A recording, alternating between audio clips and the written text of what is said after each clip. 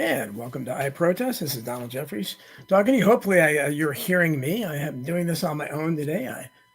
Our superhero producer Tony Arterburn is flexing his muscles in Mexico at a conference. Billy Ray Valentine is working, and he's ably pitched in, and he's helping me. He's going to be there to hold my hand if I need him, which is quite possible. But I clicked the go live button, so hopefully you guys are hearing us.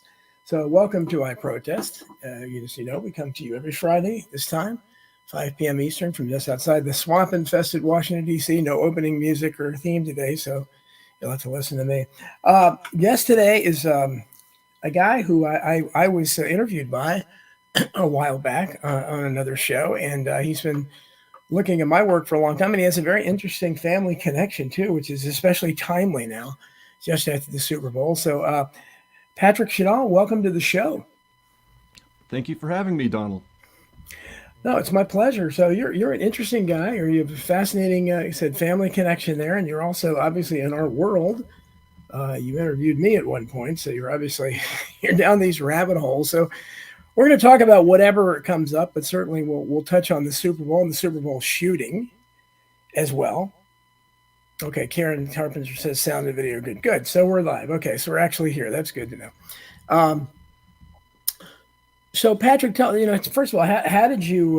We'll talk about your family in a little bit, but how did you come to? I always ask people how they, and I don't know how old you are, but I'm sure you know how old your brother is. You're not that old, so how? I'm the oldest. I'm the oldest. I'm 41.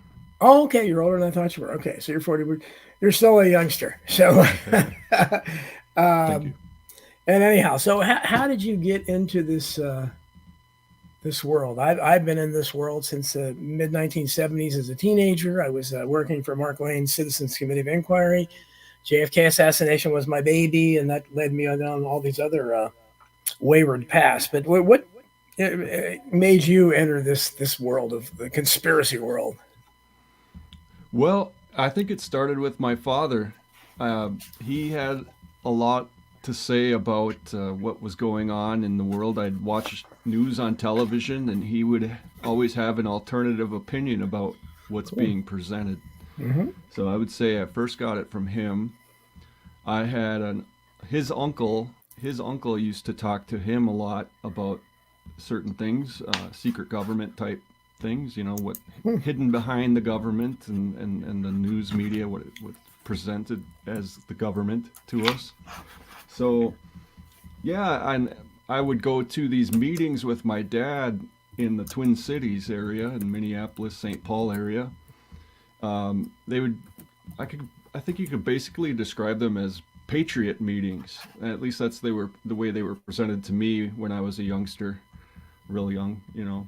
And I'd tag along. He'd bring me with, and I'd meet all sorts of characters, telling me about how people are controlling things, how you're being spied on through things such as computers and telephones and this and that. And it's like, well, I never understood why people would do that, but I got the concept. And I think what really kind of brought me into it, the whole alternative media, was a friend of my dad's was big into ham radio and amateur radio. And he asked me if I wanted to set up a micro FM broadcasting radio station, have my own kind of hometown radio station. And he told me that this shortwave radio host down in Arizona named William Cooper was helping to provide him with equipment to do this. And he was doing it with thousands of people throughout the country. So your father, did he know Bill? Bill Cooper is a legendary name in the conspiracy world. Well, my father didn't know him personally, but my friend Joel Shangra, that was his name, he used to go down there and visit with Bill. And yeah, I had exposure to him through that, and that got me into the whole looking at things differently type of mentality. And from there I just, I set up a radio station and got into, micro broadcasting. It was like a hobby more than anything. I was probably about 17 years old when I was doing it. From there I had all sorts of, like when 9/11 happened, Hmm. the first reaction was, well, this isn't what's being presented to us. Like the official narrative to this obviously isn't. I remember attentively listening to William Cooper's broadcasts during that time, and that was toward the end of his life. In fact, he died within a few months of the 9/11 attacks. And Under anyone who does, I'm sure you know this, but and I'm sure my audience knows it too. But Bill Cooper went out as appropriately as any conspiracy theorist can. He was, he died in a shootout on his property with law enforcement. So very appropriate, I guess, fitting. I mean, tragic, but that's what happened. Yeah, and looking back on it with these years and listening back to his old broadcasts, it's so much more revealing than what I knew then. I had no idea what extent it was, to what extent the arm of this cabal was playing with things in the world. So yeah, he definitely knew it was coming. He'd announce it. You can hear in his old broadcasts. He's like, yeah, someday it's gonna happen, but I'm standing up for truth and what I believe is right. So, and I commend him for that, sticking up and saying, hey, we don't need to listen to the mainstream media. We can create our own media companies. We don't have to follow them. We can form our own politics and contemplate what we want to think about. I wanted to flash a picture of your brother up on the screen, but yeah, this is a new conspiracy. I mean, this is, when you try to, if you type in Patrick's brother is Leo Chenal, who's a really good young defensive player for the Kansas City Chiefs, and I'm just typing in Leo Chenal, KC Chiefs under images, and nothing, everything comes up as Kelsey or Mahomes. I mean, Wow. let me try. I looked that up a few weeks ago to see if I could find my brother in any pictures that they take for promo. Well, I And I mean, found one good one. yeah, One. Go ahead. yeah. No, he said you should be. Let's see. Okay, here it is. Let's see if I can find it here. Maybe Google will work better. Okay, I think. And to I be just honest with you, like I was There he telling you is. before Okay, the yeah. broadcast. Number 54. Here he is. Okay, yeah. Okay, we got that. Yep. Okay, I'm just going to see if I can share that. I'm not great at this, so let me try doing this. I'm going to try sharing the screen here. People know just to because I want to show some videos later too. It's nice having a Okay. producer, isn't it? Yeah, yeah. I need somebody to. My wife will tell you that. I need somebody to hold my hand with pretty much anything. Okay, are you seeing that there? Yes, I am. Yep, that's him. That's That's him. my Okay, brother. Yep. so that's Leo Chanel. So that's pretty cool. It's not every day you get to talk to somebody whose brother is an NFL player. So obviously you must be very proud of him, as you should Yes. be. Have you talked to him since the Super Bowl? I have not, but I've talked with my stepmother, and he's doing fine. My family's doing fine. There were no problems after the a couple days ago when they had the parade. There was no problems with them, but it was kind of frightening for them, Well, I for bet some though of them. you mentioned what you mentioned in an email to me something your brother thought it was what was your brother's opinion? You said he thought it was ridiculous or something about the shooting. What did he have to say about that? Well, he didn't really say much of anything as far as I know, but he did end up phoning my sister, who my younger his she's younger than him. She was there at the parade in the crowd, and he basically told her to just calmly go home.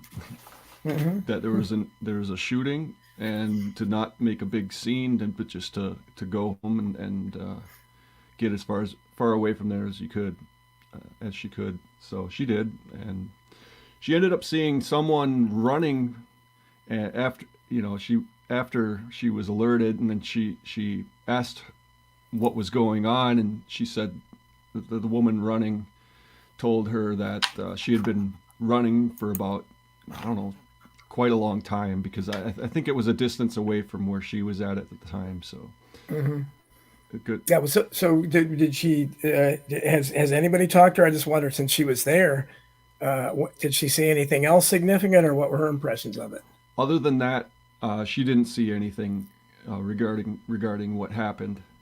I think a lot of what happened was near that Union Station where the stage was set up Mhm. for the team when they went up and gave their speeches. So So is I don't think she was near there at the time, but I haven't really talked much with them since then. I'll have plenty of questions though when I do talk to them. Oh, I bet. Now, A whole list. does anybody in your family besides your father share your inclinations? Are they suspicious of things, or? Yeah, um, I would say I have.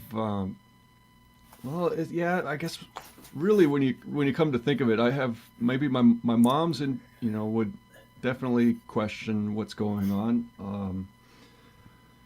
Uh, Really though, now that you make me think about it a little more, there really aren't that many people that I know that I'm besides on the internet that I can talk to on this level. Yeah. Oh, that's It's welcome to the world. And that's why I'm amazed that because in my case, you know, my son, who's probably listening because he's the only one in the family that listens to the show, uh, is the only one who's awake in my family besides me. I mean, no one else. So yeah, if I say any of this stuff, they just roll their eyes or they think I'm crazy. Some of them have canceled me over COVID and so forth. So I'm amazed that you have a good relationship because this, well, going down these rabbit holes can cause, dysfunction and breakups in families. yeah, and well, since this whole incident has happened, I would say my stepmom has been a little bit more receptive. She's been actually a lot more receptive to things like what I'm talking about, uh, what I know about and studied regarding, false flags, even just tragedies that happened and what causes them and the different political motives and that kind of thing. So yeah, I mean, through talking with my dad, obviously she knows what's going on a bit more than most people do, and yeah, that inquisitive mind, it's hard to find. Most people just want to do their Yes. job and move on and live the best life that they can and not have to concern themselves with what they consider other people's problems. And it's So just well, this is just this. I want to play this one video sure. here. This is not that long a video, and this says Kansas City police, several people shot near scene of Chiefs victory parade. Two suspects declined, and the guy posting it, a dangerous goy, so you know where he's coming from. Yep. Fits a lot of my audience. Yep. Fake drama. CBS reports on EMS moving a wounded person to an ambulance or to receive first aid. Look closely. There's no one on the stretcher. Okay, so let me share the screen here. So basically, what this guy is saying is that they're claiming that. Let's see, hold on, is this the right one? Yeah, this is it. Okay. Basically, they're claiming they're portraying this as a patient being wheeled away on a stretcher, and this guy's contention is that no one is on the stretcher. So, let you know what you think here. We're gonna play this. Sure. And the evacuation of partygoers has turned into a mass exodus by people literally scared for their lives. Oh yeah, I mean, well, here we go. Here are some other criminals on a stretcher being rushed, presumably to an ambulance, or to somewhere where they can receive some first aid. But you're right, Carol. Oh, I hope that. Let's play that again. That was pretty quick. And the evacuation of partygoers has turned into a mass exodus by people literally scared for their lives. Oh yeah, I mean, well, here we go. Here are some other. I don't know. Something is on that stretcher, but Something, yeah, you can't tell. They're bundled up, and yeah, you look there though. Nobody's really bundled up that Receive much. some first aid. yeah. But It you're right, doesn't. Carol. Yeah, I don't. So I don't know what the audience thinks. We'll see what the chat rooms has to say. But what are your opinions, everyone? Karen Carpenter says, "Good guess," and it's a false flag. Let me know if you guys could see it on the in the chat. I mean, and we've run into this with several of these. I'm sure you probably remember the. I think it was the LAX shooting where, from a distance, it sure looked like they were. I mean, for some reason, they were wheeling someone like down a highway or something. They claim was a victim, and if it wasn't a mannequin, I don't know what it was. I've never seen a human being look like that. But I don't know if you've seen that one or not. And but that's kind of what it reminded me of. There was something there, but it didn't look like a human being. I may have. I've seen so many of these. They all kind of blend together after a certain point. you see these events, Yes, and it's hard to say what's going on and how they're deceiving people, because it's theater. It's stage managed. A lot of this stuff is stage managed, I would say, absolutely. in my humble opinion. No, there's no question about that. So what did so you interviewed me a while back, Yes, and yeah, that was fun. I so thank you very what much for was that too. oh, my pleasure. What was that show? And then tell us about your, because you're going to start your own podcast, right? Talk us about that I'm coming up. thinking of it. Yeah, I'm seriously gonna start doing some interviews. I filled in. I was asked. I'd been doing some work for SpeakFreeRadio.com, and I was in contact with Dennis Fecho. He's right now he's in Riyadh, Saudi Arabia, where he works. He gives classes on different certain. I'm not quite sure exactly what classes he used to do, but I know he does. He teaches over there, and he asked me to fill in for him. He's got a weekly show on Saturdays in the morning at 10 p.m. Central, and I filled in for his 3-hour show called Inside the Eye Live with Dennis Fecho. Yeah. And yeah, we had a good time. Usually he talks about current events. He'll talk about the weather at the beginning and then talk about current events. Usually he's very explicit about naming Jews as a problem for the world, and Join the crowd. yeah, I like what he has to say, so I kept up with him, and he contacted me. He said, like, "Hey, you want to take over my show? I gotta go to an exhibition in Paris, and I'll be flying back on that day back to Saudi Arabia." So I said, "Okay, yeah, I'll take your show." And I had you were the first person that popped into my mind as somebody that could be in a caliber of show that's like, oh, you got regular listeners and fairly. I'm a crossover guy. Yeah, well, I've listened to you. I On seem sane enough, Well, I've listened to you for years, and I where I first was exposed to your work was through Jeff Rentz. Yes, Who's a yes, legend, of absolute course. legend. Yeah, I'm very grateful that he gives me that platform. He does, and Rentz's reach is more is large. I mean, Rentz, you got to realize, was incredible with his mindset, and that he was a mainstream anchor. He was a local news anchor at one of the big stations in Las Vegas, I think one of the major networks. Yes. And he knew lots of famous people. When I was talking about how much I love Frank Capra, he sent me pictures of him with Frank Capra when he was young and stuff. And I said, "Oh wow, I really envy you." But my sister, I have two sisters that are much older than me, and one sister that's 16 years older than me told me that her friend, I remember him as a little kid, a little boy. They used to go bowling together, and I haven't seen him in decades. And he told her that he was driving through. He lives in Las Vegas, and he was driving. Or no, I'm sorry, it was Salt Lake City, Utah, I think. He was driving around, and he heard Don Jeffries come on the radio, and it was Rentz. And he said, "Is that your brother?" So I don't know. Rentz doesn't even know how many radio stations he's on, but he managed to reach some guy I hadn't seen in decades or something. So it's Oh, yeah.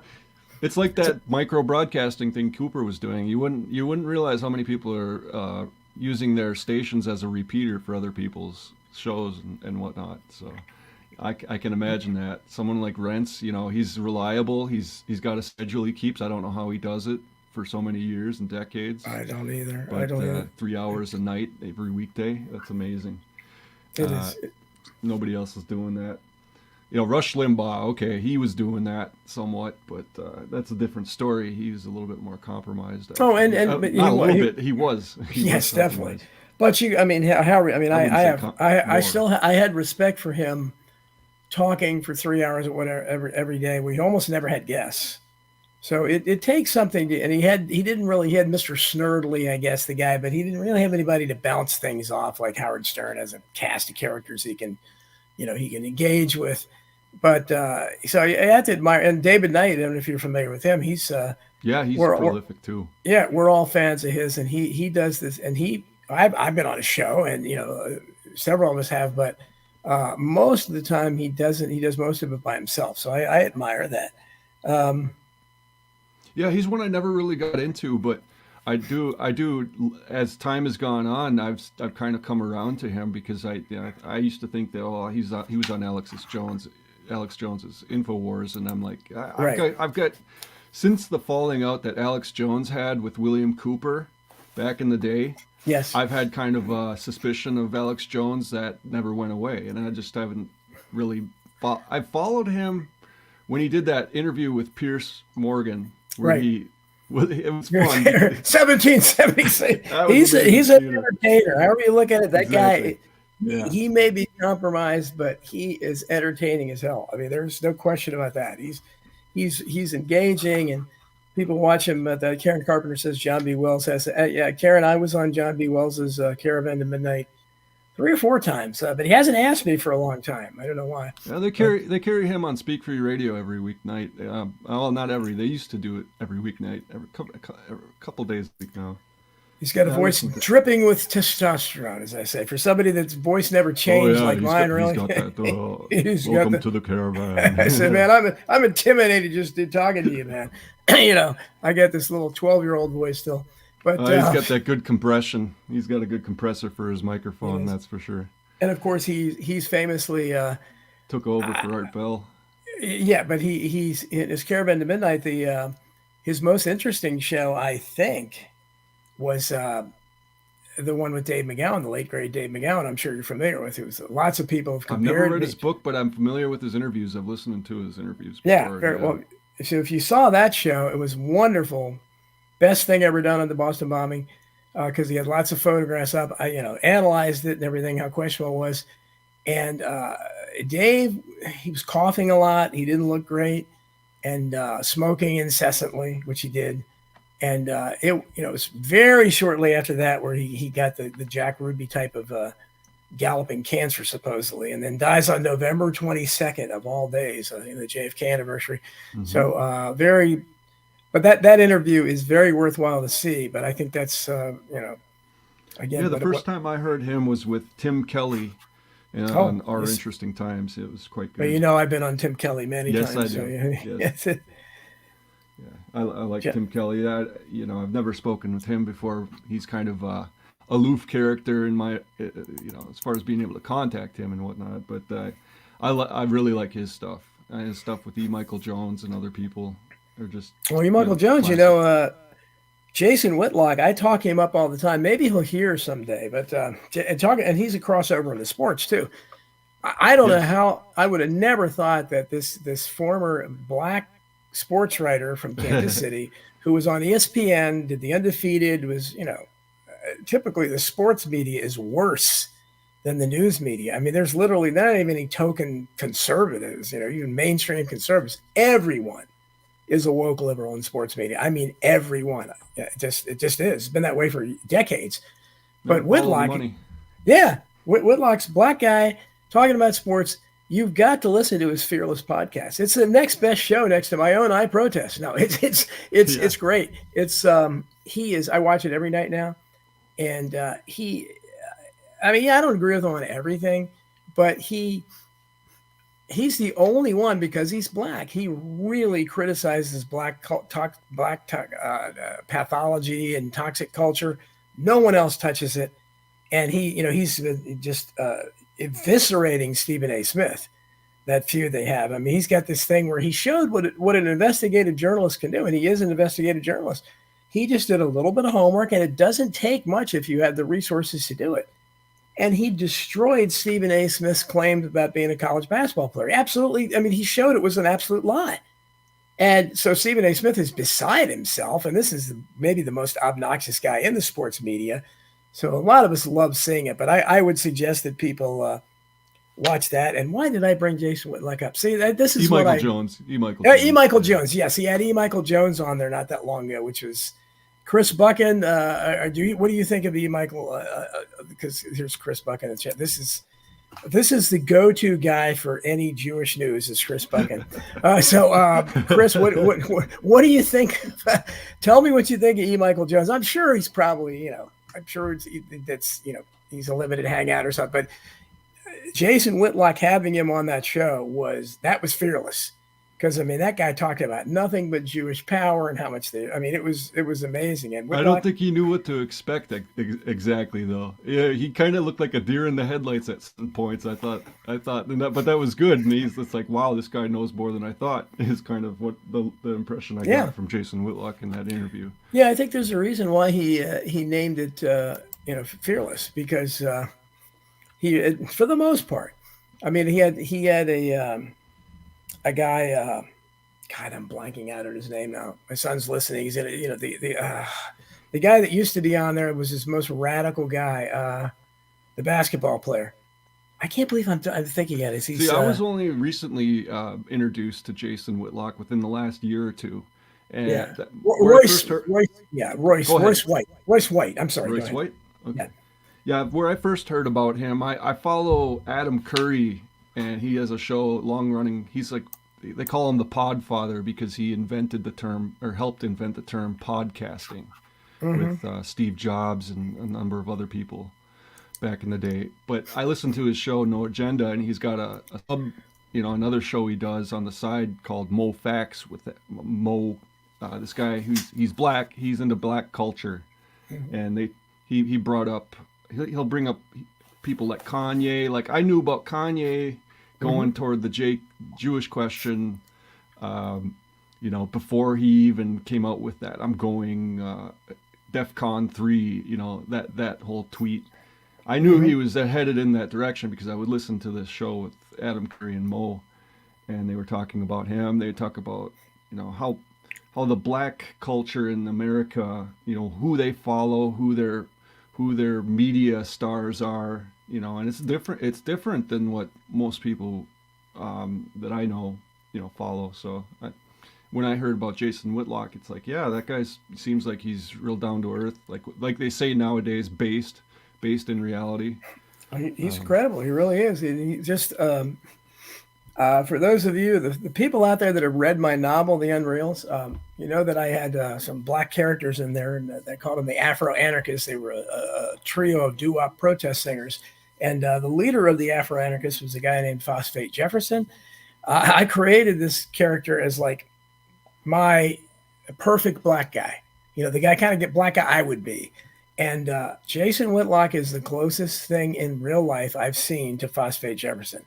So that's the biggest compliment I could give anybody. Is he doesn't care who he ticks off, and he kind of enjoys getting people upset at him, and he does. Yes, he's engaged in feuds all the time. But I'm glad you watched that too, and I highly recommend it to everyone. And kind of like the antithesis of Jason Whitlock would be this character. I think I'm saying it right, Charlemagne the God, yes, or whatever they call him. God, yeah. Well, calling himself a god to begin with, come on. Right, and then he has people like what's his face, Nosferatu, ADL. What's the guy's name?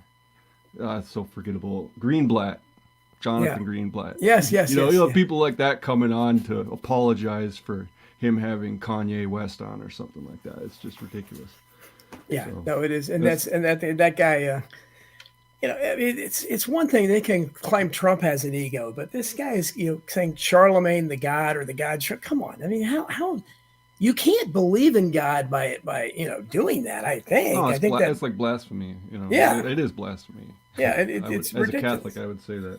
Yeah, me too. I was raised Catholic as well. But, so tell us when you start your podcast, which I guess is going to be soon. What are you going to call it, and what are you going to concentrate on? I honestly don't know what I'm going to call it yet. I'll just I'll call it. I'll find some clever catchphrase maybe. I like your I protest. I like that. I watched this little cartoon on YouTube by this creator called Me Meme, and he does this thing called NPC University. And in NPC University, the catchphrase is, I think we should protest. And it takes place in a university, and it's this college professor and his exploits teaching his students, and they're all NPCs, and he's an NPC, loves to drink soy.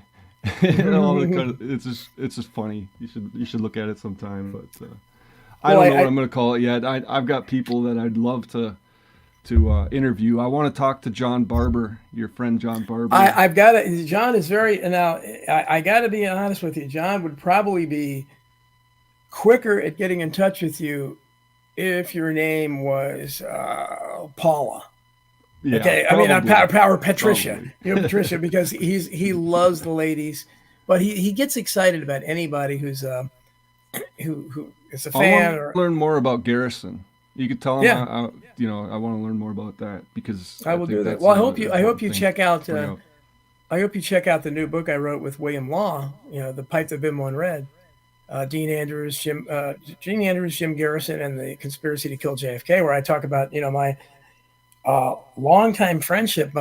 Dean Andrews III was my brother's best friend, which is Yeah, in amazing. JFK, he was John Candy, Right, John right, Candy's character. right. And that's where the title comes from. So we have a lot more about Garrison in there. And just to give you one anecdote I always share about Garrison that I got from John Barber is to give you the measure of the man and what a great character he was, what character he had.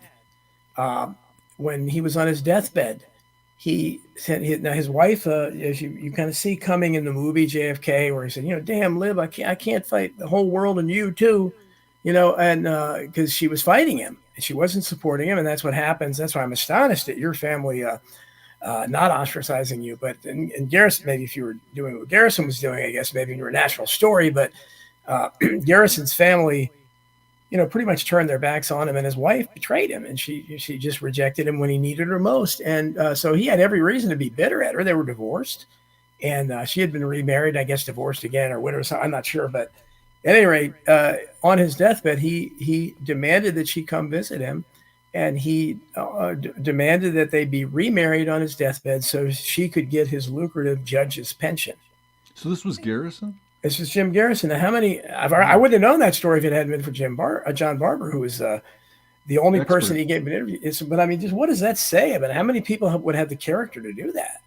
To do that kind of thing, yeah, so she could get her pension. I mean, that's I mean, he thought he still loved her enough, or was considerate that enough he of was her. going to care about it. Yeah, that's true. You think about that.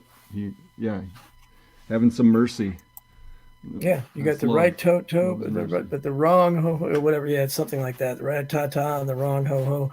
But Sam Bodie said, yes, he loved her. Yeah, he did. But I mean, still, even so, when usually after you have a divorce, especially something like that, where it was clearly because of what he was doing and she didn't support him, I mean, that's very it's tough unusual. when you have to take a stand like that and you have to stand up for the truth. You're not going to make friends necessarily so easily. I mean, look at the example of Christ. You stand up for the truth and you'll suffer for it, but there's hope for a resurrection in the end. That's what I believe. So are you still a practicing Catholic, or you're just just? I go to mass every Sunday. Yeah, and it's quite a thing. There are problems with the church. I admit that, and I've known that for all my life. I grew up at Catholic.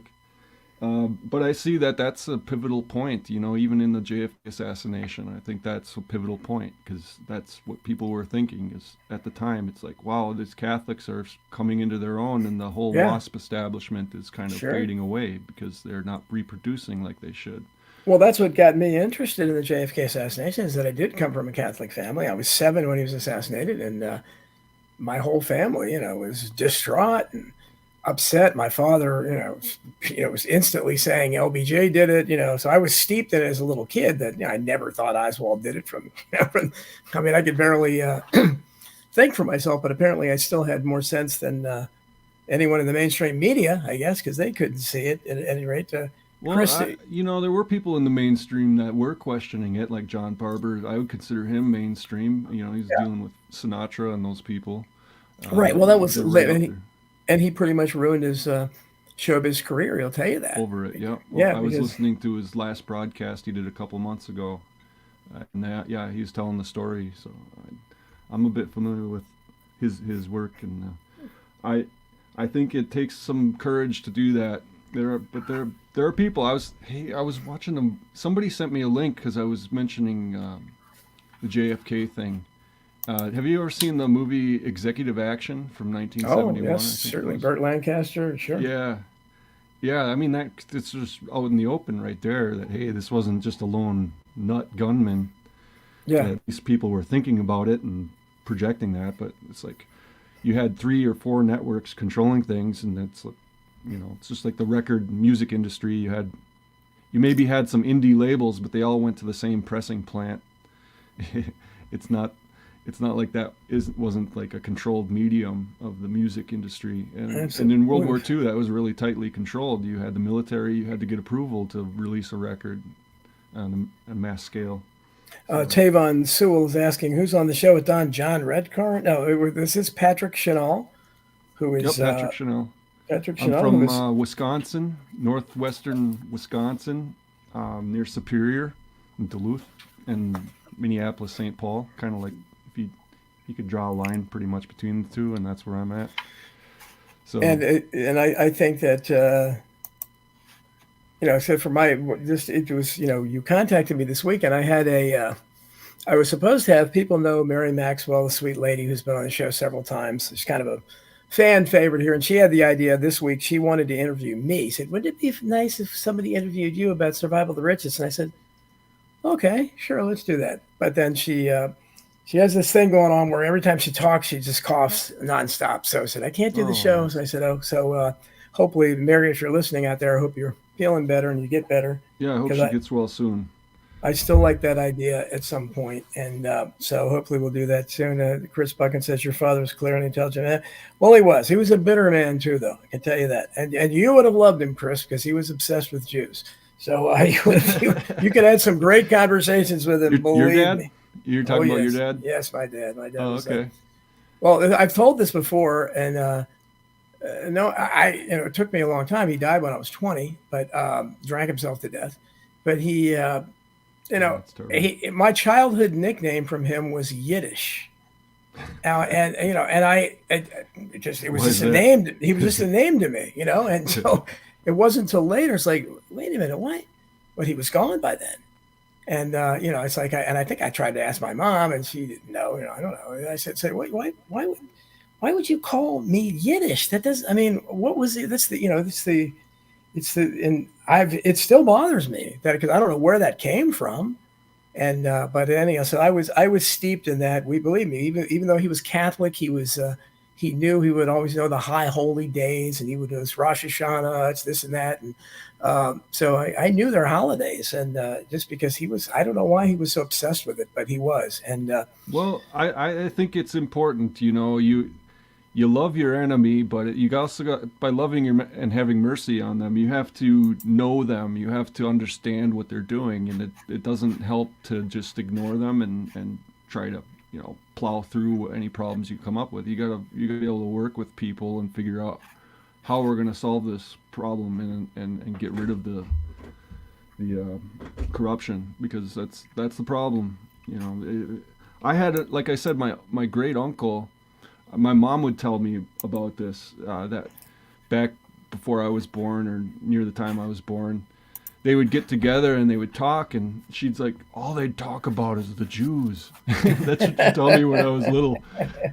And she's like, yeah, because I'd never see him all that often. I'd see him every once in a while. And she's like, yeah, every time he'd come around, that's all they'd talk about. And he had my family business. He had my family business before he passed it on to my dad. So, what we do is kind of, carry on from what his family was doing. But they were definitely, the older generations knew a lot more. It's like that Joel Stein interview from the Los Angeles Times back in the 90s, where they're like, wow, people these days don't even realize that there's Jewish control of the media. Ha, ha, ha. They're losing it, like back in the day, 90% of people knew something about it.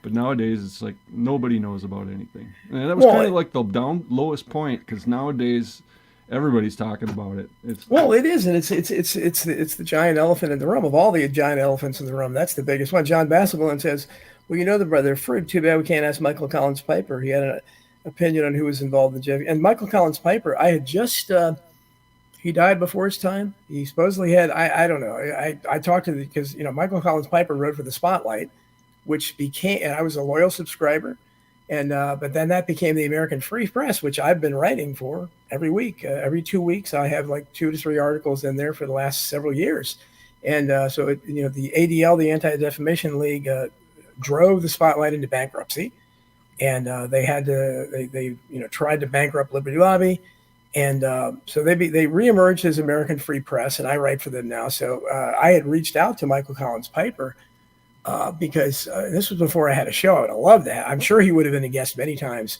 But I was asking about the JFK assassination because I told him, I said, you should join these forums, because he wrote Final Judgment, which was the first book to talk about JFK's war behind the scenes with David Ben Gurion, the president of Israel. JFK was really irate at Israel about their developing nuclear weapons, and he was the only one in the government that was.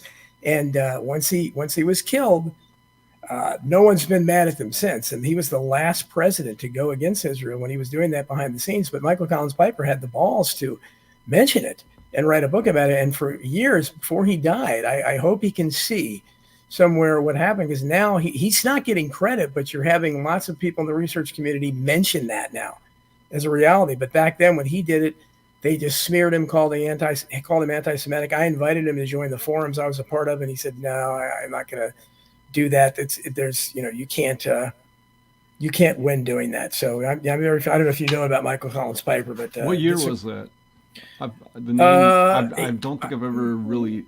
I think he died. He was writing mostly in the 80s and 90s. In the Final Judgment. Final Judgment probably came out late 80s, early 90s, and he died probably, I want to say, early 2000s, maybe somewhere along that. Again, way too young. He was younger than me, and it's a shame. And he was,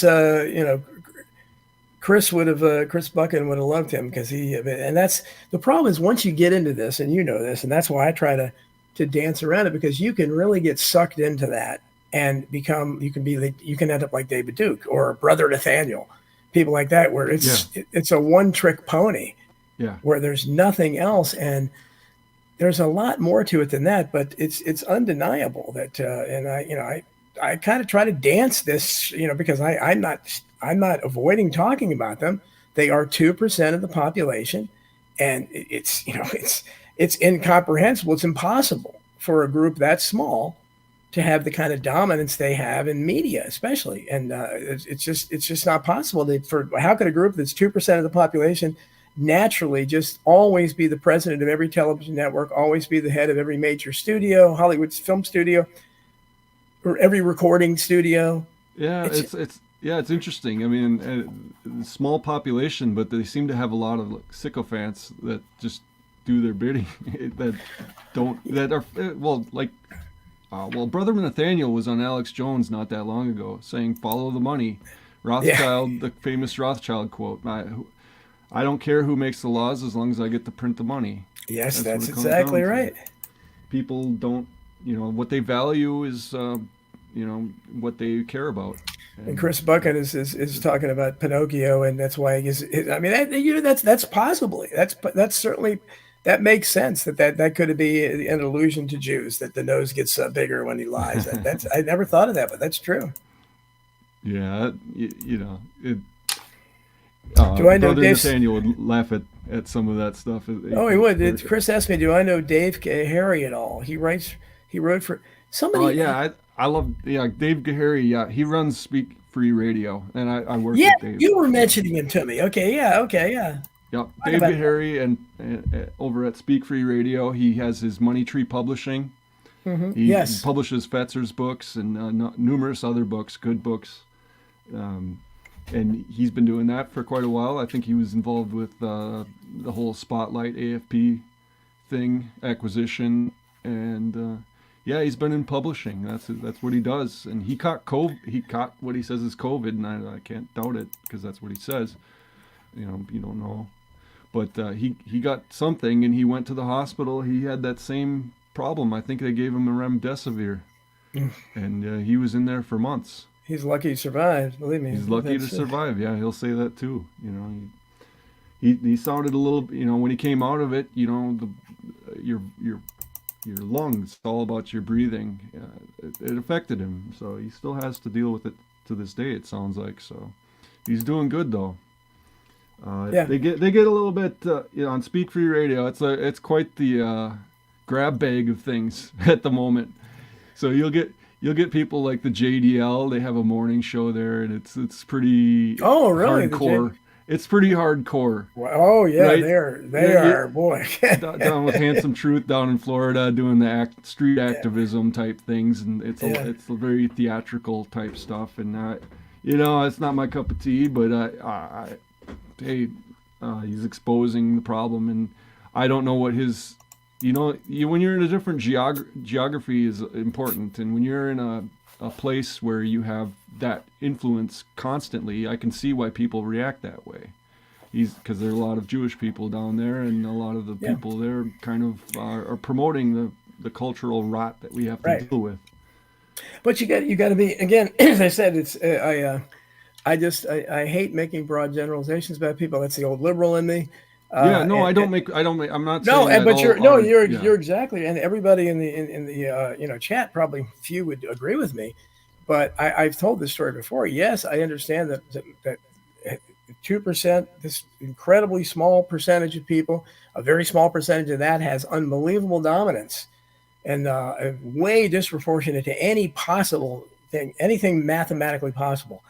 But we have to remember that in my case, most of my cousins are part Jewish.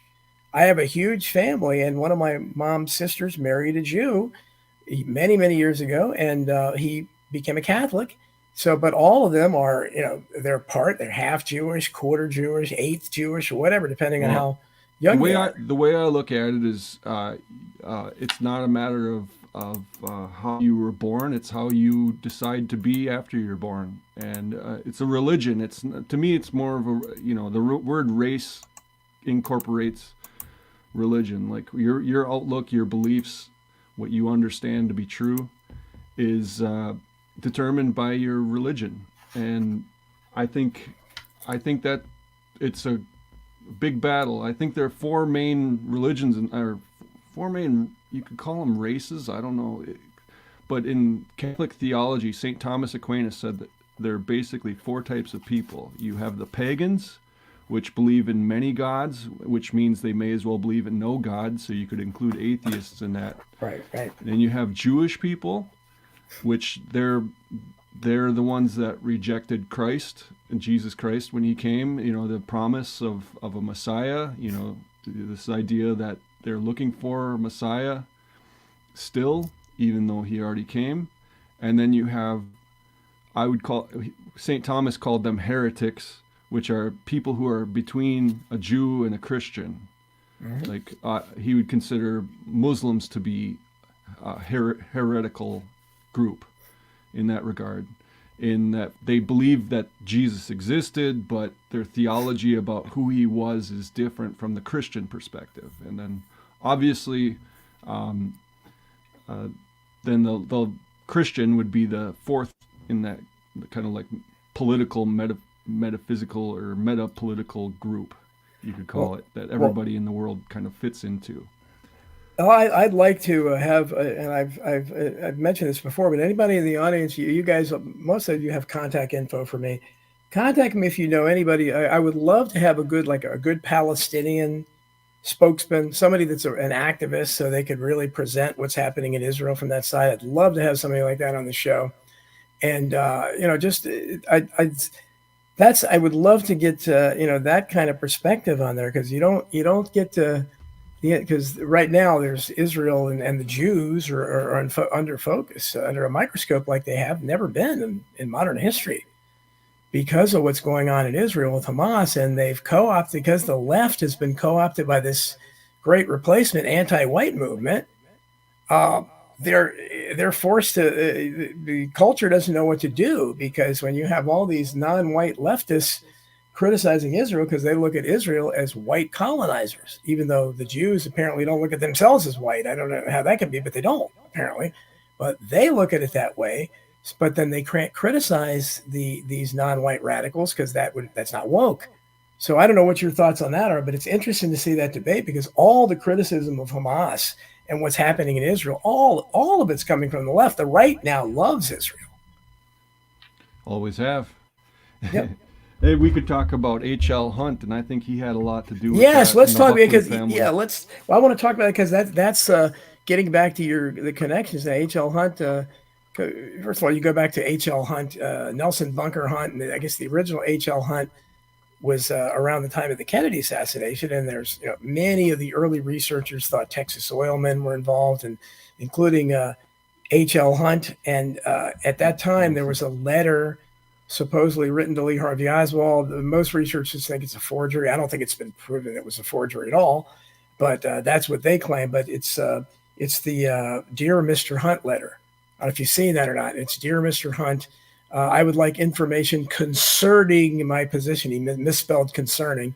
I'm interested in nothing else or something like that. I would like to know more about it before before any actions are taken or something like that. It was kind of incriminating, and people have always thought that the Hunt must have been either H.L. Hunt or E. Howard Hunt, the CIA speak. So I don't know if you know anything about that, but tell us what you know about the Hunt family. I know very little about E. Howard Hunt. I know now more about H.L. Hunt since my brother Yeah, joined the yeah, team, and I yeah. wanted to learn more about who his Hmm. employer is.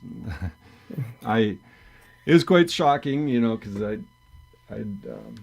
found out that he used to run a magazine or a newspaper called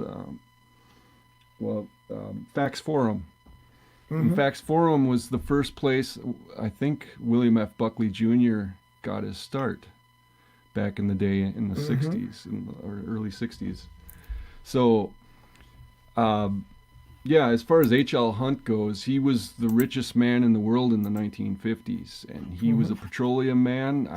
I read that he, through gambling profits, bought up a lot of the East Texas oil fields in the 30s, in the 20s and 30s, with a group of Texas barons, the oil baron types, and really, he had in his personal life he had three wives, and they didn't know about each other, in three different families. Interesting. So he was in the they call what do they call it, bigamy? Yeah, well, Well, for wouldn't that mere be mortals, it's polygamy? bigamy. Yeah, Yeah, well, yeah, but yeah, polygamy. bigamy would be two by so I think poly, polygamy. I think is if it's like in the Mormons, it can have polygamy, but I think that they have to know. I don't know what it is. If they all know about each other, I think it's bigamy, but I don't know. Yeah, I heard some story that his second wife, um, she read a newspaper article about him acquiring the biggest oil field, and she's asking him that, is this you? And he's like, no, no, no, that's one of my uncles, or something like that. Even though it looked exactly like him. So I don't know about. He seems like quite the character though, from what I've been reading. So anyway, he's the grandfather of Clark Hunt, the current Chiefs owner. Hmm. Hmm. Um, and I think it was Clark Hunt's father that started the Super Bowl in the 60s. Yeah, the AFL was pushing it because they were in the AFL then before the AFC, and I'm sure you've heard. Again, going to JFK, there's rumor Madeline Brown, who was the reported mistress of LBJ, and she's probably more than half of the researchers don't trust her, don't think she's credible, but some do. I don't know. I never talked to her, but She was she, outspoken. yeah, very outspoken, and she claimed that there was a party at the mansion of H.L. Hunt's house. Or was it Murchison? Maybe it was Murchison. It was either Hunt or Murchison. Clint Murchison was another Dallas oilman connected to the Dallas Cowboys. And at the night before the assassination, I think it was, J. Edgar Hoover was there. A lot of people were there. It was openly, it's basically a celebration of the impending assassination. So is that true? I don't know. I mean, it'd kind of be blatant for them to hold a party about it, but who knows? But at any rate, she's, I don't know if you've heard about that or not. Well, yeah, I was looking at a video earlier today about that particular topic, and it was here's what I've got on that. That was Madeline Duncan Brown, and she was an advertising executive, had a love affair with Lyndon Johnson. Wasn't she the one that was with Johnson during the Liberty attack, I too? think that's what she claims, and she also had a son by him supposedly, and Yeah, he son. died, and Johnson wouldn't support him or whatever, and she's Johnson supposedly told her, after tomorrow, those damn son of bitch Kennedys will never bother me again, or something. This is what Johnson said at the meeting. After tomorrow, those GD Kennedys will never embarrass me again. That's no threat. That's a promise. Yeah. Yeah, absolutely. And that's Chris Buchan says that's the party Nixon was at. Yeah, Supposedly. Nixon was at. It says it was at Clint Murchison Senior's Murchison's home house, in Dallas, and that Hunt Murchison, J. Edgar Hoover, and Richard Nixon were there. Yeah, there you go. So, well, that's what you used to have a book called The Yankee and Cowboy. There was a book called The Yankee and Cowboy War by Carl Oglesby. He was a member of a leftist that was with the Students for a Democratic Society, I think, which is, a lot of people thought it was a communist front, but very far left thing. I think Tom Hayden was the Jane Fonda's first husband, I think, was the other member there. But he postulated that there were two warring groups warring for control of America, at least at that time. And one were the Yankees, which would be what we think of the establishment now, the Eastern establishment, the Council of Foreign Relations, the Bilderbergers, people like that, the Skull and Bones.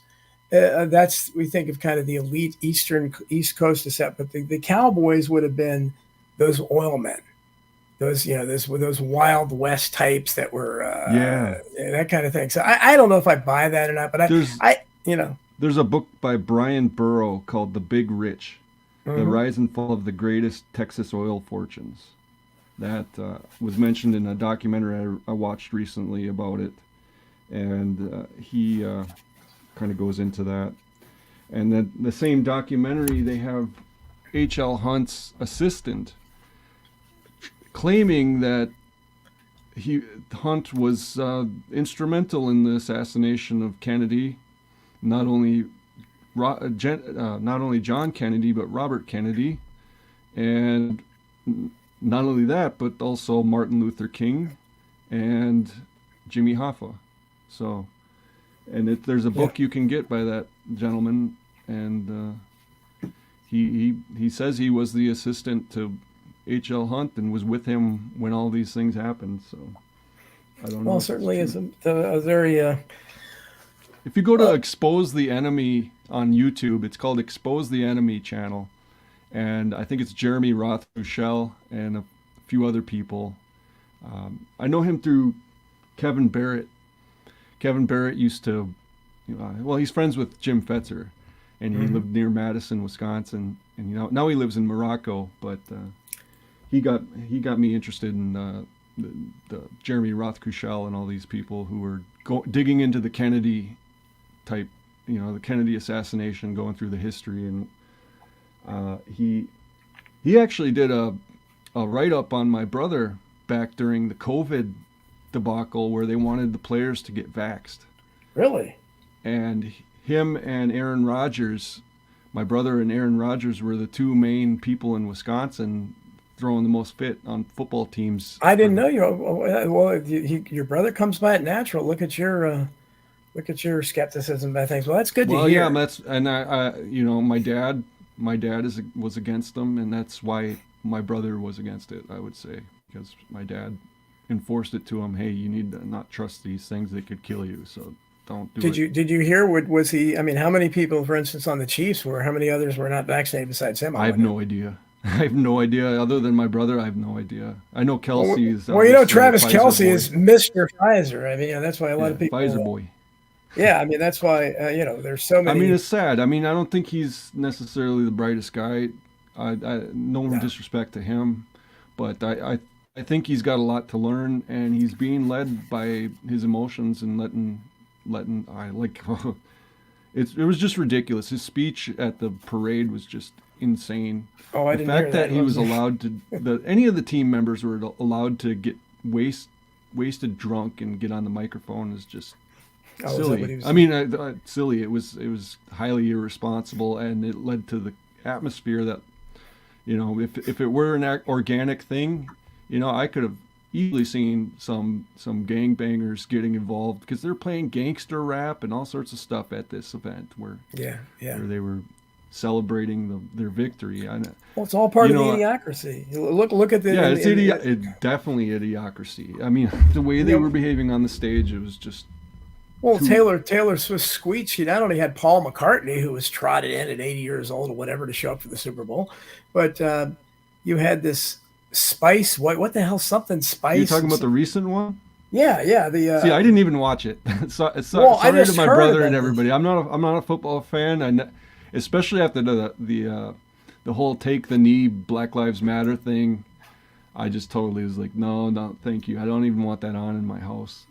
So, but it's a game. My brother loves it, so I support him 100%. Well, sure, in that. but in the and again, a lot of us once we heard of this Taylor Swift nonsense, and we heard Travis Kelsey's affinity for vaccines, and smiling and saying take the vax, we figured, well, this is probably going to be fixed for the Chiefs. They love Mahomes anyhow. They seem to push these agendas, so it wasn't any Yeah. surprise, when Well, they and it sounds won. like the Hunt family are very tied to American media, mass media in general. I mean, the guy was the richest man in America in the 1950s, and it's saying something. And petroleum products, that during that time just exploded. So, and he helped win World War II, you could say. We wouldn't have was it yesterday or the day He's a before hero. was the anniversary of Dresden massacre, where about a Absolutely. million people were just incinerated and firebombed. No, I think they killed 39,000 toddlers or something. I mean, just think about that. But That's the real Holocaust. yeah. Well, that's just astounding. And I went into that in my book, Crimes and Cover-ups in American Politics, 1776, 1963, along with all the other atrocities committed by the Allies. Deborah Wheeler wants to know, ask your guest about his 14 siblings. Well, we know one plays in the NFL. 15. I have Oh, 15. oh, Yeah, 15 15. siblings. Wow, okay. I'm the oldest of 16. Wow. And yeah, like I said, I've got a stepmother, so they're not all from one.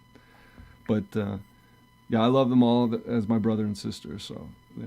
And we're quite, we live near each other, so we contact. Well, your father is prolific. He's like an old-fashioned Catholic. Geez, you don't see those size families in this generation. Yeah, pre-Kennedy Catholic, pre-birth control.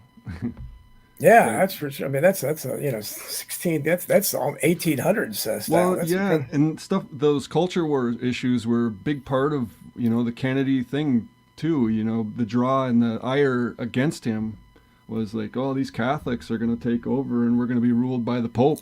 right. That's always been the battle between Catholics and, say, like the American Freemason establishment that got set up for political parties and Civil War era. But yeah, that era is long gone. It's the Freemasons. The main threat from the Freemasons are the B'nai B'rith, the Anti-Defamation League. And Yeah. that's a Jewish Zionist, whatever you want to call it. I just call it Jewish. Well, they're the But, biggest force they're the biggest anti-free speech outfit And in the world. I think they get along well with people like like back in the day with Hunt, because he wasn't Catholic, he was a Protestant, and they didn't Right. like Catholics very much, because they saw them as encroaching on their wealth and prosperity in this country that had made them wealthy. And back in Europe, it was wars for centuries over religion, whether Catholic or Protestant was the big thing. And they had Islam encroaching too during that time up to Vienna, so during the time of Martin Luther. But yeah, they came to America thinking, hey, we don't have to deal with the problems we had in the old country. But then problems will find you anywhere in the world. You're gonna get chased by it anywhere you go. You're not gonna get rid of it. Well, O.R. Busy, good to hear from the UK. Nathan Hale is going from Alaska. JT says Aaron Rodgers seems to be more powerful. Actually, what do you think, Aaron Rodgers? He's the most outspoken athlete I've ever seen. It's amazing. Yeah, he must be. I wonder where he's getting it from. It'd be nice to interview him. Maybe I'll interview him when I do. Well, yeah, that would be quite a coup. That's for sure. Yeah. I mean, he comes from the same state as I do, so why not? Yeah. Well, Green Bay. That's this. We have I'd this love video. to. He had some spat, didn't he, recently with one of these late night talk show Yeah, goofballs? yeah, Jimmy Kimmel, Jimmy Kimmel. ridiculous Jimmy Kimmel. I mean, that Yeah. guy's just a joke. Yeah, it's a pity. Or, It was over it's the a- Epstein thing. The Epstein. Yeah, the Epstein list. But by the way, we still haven't seen that list. Where is that list? It was supposed to. A judge was supposed to release it, and I haven't seen any official list. Every list that came out, they said fake. So where's the real one? I don't know. Yeah. Apparently, I don't nobody's know. on it. What I find odd is Anthony Blinken's stepfather was Robert Maxwell's lawyer, longtime lawyer, and was said to be the last person to speak with him before Robert Maxwell's demise on the boat. Yeah, that's accident. absolutely Ghislaine Maxwell's father. It's amazing. We have I want to play this real quick here. See the screen here. To play some of this interview you sent me. Oh yeah, the shooter, the victim Yeah, of the. people think of this guy. This guy again. This is you wonder why people find these incredible. This looks like a let me know different one. Maybe this is a different one. Well, But I don't know. go ahead and play it. They're That's the saying same. That's the same. That's the same guy. same guy. Yeah. Yeah, Okay, so same go. guy. Here you go. Tell me what you think of this, guys. Where are your wife and children now, Mr. Gooch? My wife is sitting right next to me, and my daughter is in bed. My kids are in bed. So what kind of wounds did they sustain? My daughter, not my daughter. My daughter didn't get shot. My son got shot, and my wife got shot. She got shot in her calf. It went straight through, so she's fine. My son is left with a bullet in his foot, and I got shot directly in the ankle and broke a couple metatarsal bones in the foot. Yeah, look at his eyes, the way he looks up to the corners. I mean, that to me is a somebody who's lying. Typically, they're searching for answers. You know, you should when you're telling the truth, you should have the answer right there on the tip of your tongue that this is what happened. But the way his body language is just one of just like nervousness, like he doesn't answer it clearly. You should know that your daughter wasn't the one that got shot and it was your son or whatever the case may be. So when I saw this, and also other people commented on this, his body language and the way he was behaving is just erratic. So I don't know what to make of it. And then if you look at there's a video out there of the entire event of the parade going on, and during the parade,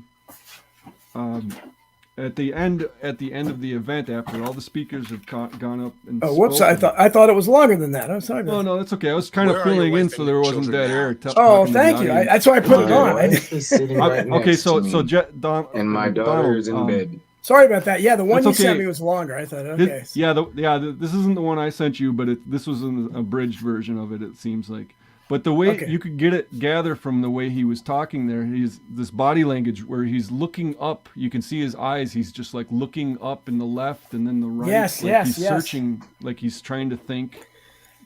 And I don't know if there was the inappropriate smiling there or not, but he certainly he didn't. He seemed lighthearted. I think I would Yeah, say. and in the longer version, he kind of he mistakes who actually got shot of his children. Yeah, that's right. It's like we Well, we all had make to that think mistake, about that don't too we? much. He made the mistake, and he's One like, of the kids no. got shot. You Yeah, know, it's- I don't know who it every day. was, but yeah, Yeah, that's and they that's try to just- pit it off as just random gun violence, and it's like I don't think it's random gun violence. I think the most, you know, you could say false flag.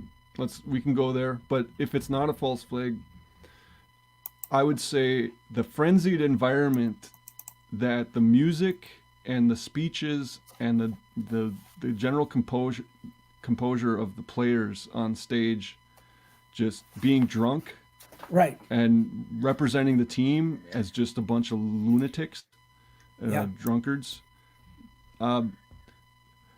That I blame that on Clark Hunt, because he's the owner of the team. He could stipulate in their contract when they're publicly performing as a team and speaking on behalf of the team that they perform sober, and they don't, and they keep keep their Travis Kelce, that song he was singing, he took Garth Brooks's "I've Got Friends in Low Places," which is Yeah. you know, related to Taylor Swift. That's kind of appropriate. Right, But right. the way he changed the lyrics to make it diminish and make it seem like the other team, you know, were the weaker, and you know, that kind of thing. It seemed like he was disrespectful to the other team, and it's poor sportsmanship Yeah, well, he's to do that, to Kelsey's mock the other team like that. Kelsey's, you know, he's the whitest ghetto trash I've ever seen in the NFL. I think he really is. Yeah, well, amazing. they don't promote people challenging the black culture. They promote the ones that just passively accept it. I'll give you an example. When my brother was in university, I heard this through my other brother who was with him at the time, because I have another brother that played with him, John, at the University of Wisconsin. And when the whole George Floyd riots were taking place here, I'm not that far from Minneapolis. I'm about an hour and a half drive from there. But when that took place, they had team meetings, and they had a team meeting where they said, okay, we're having a team meeting, and you white people, you just shut up and you don't say anything during this meeting because we're oppressed and this is what's going on. And this was where? This was in college? This was at the University of Wisconsin-Madison. Wow. And that sounds pretty white, the University of Wisconsin-Madison. Boy. Yeah, well, it's not all white. I mean, there's a lot of, you know, these days it's black players it's everywhere. not, Yeah. but Yeah. still, that's what went on. And it was just absolutely ridiculous, absolutely evil, in my opinion. Well, who said that? The coaches, or? Yeah. Well, whoever was in charge of the team meetings, and I would assume it was approved by the coaches. So I blame it on the coach, because he's responsible for the team and the team meetings. And well, it must be. Slide. I mean, your brother is on a team that, despite Mahomes on there, who is being promoted for his blackness, but he's like Tiger Woods. He acts as white as possible, and he is. Hey, there's Mal. Yeah, but he. And of course, you have Kelsey's, you know, the superstar of the offense. They're of course they're overwhelmingly black, like every team is. But the Chiefs have a good number, including your brother George Karlaftis is another. They have Drew Truhill, I think his name. They have like 3 or 4 really good white defensive players, which is unusual for today's NFL. So he's probably in a better locker room than most, but.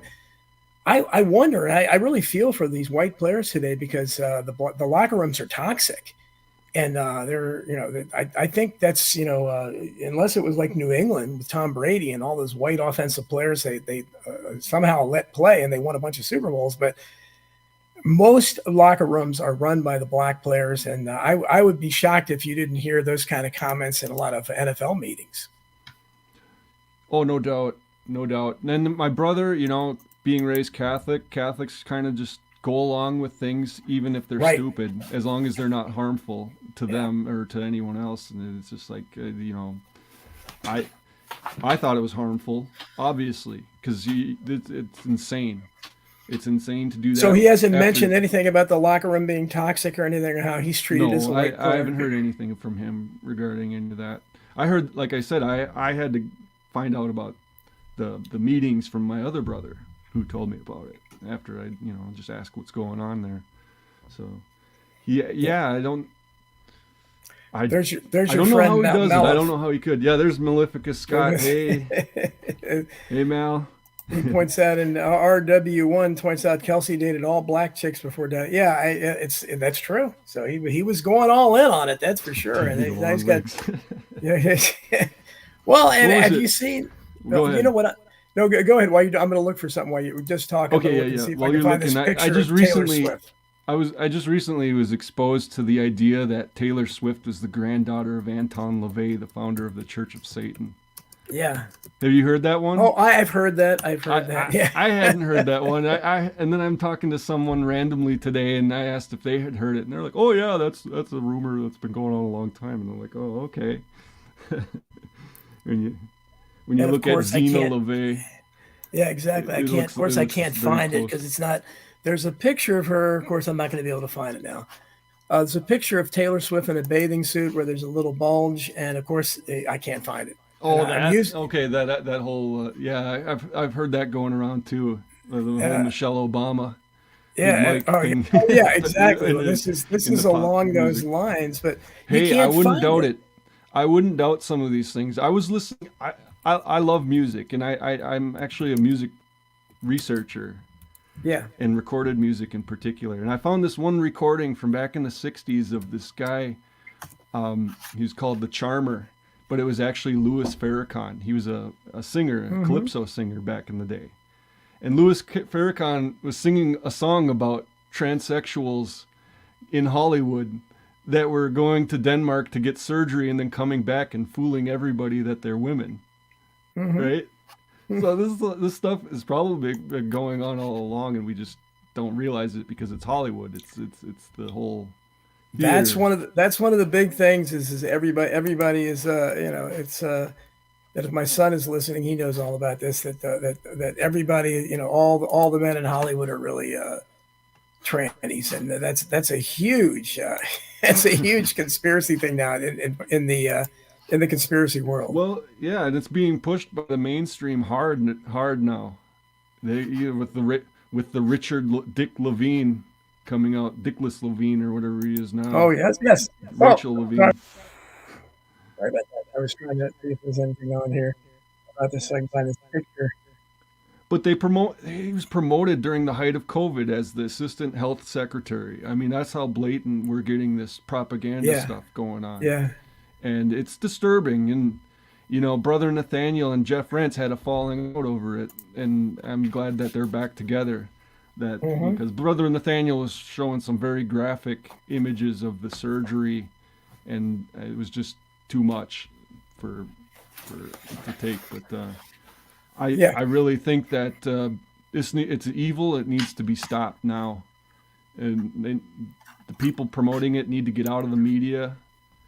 They're the same type of people that promote riots like the George Floyd riots. They should be prosecuted. These people in the media need to be held to account for what they're doing because they have a lot of power, and it's given to them.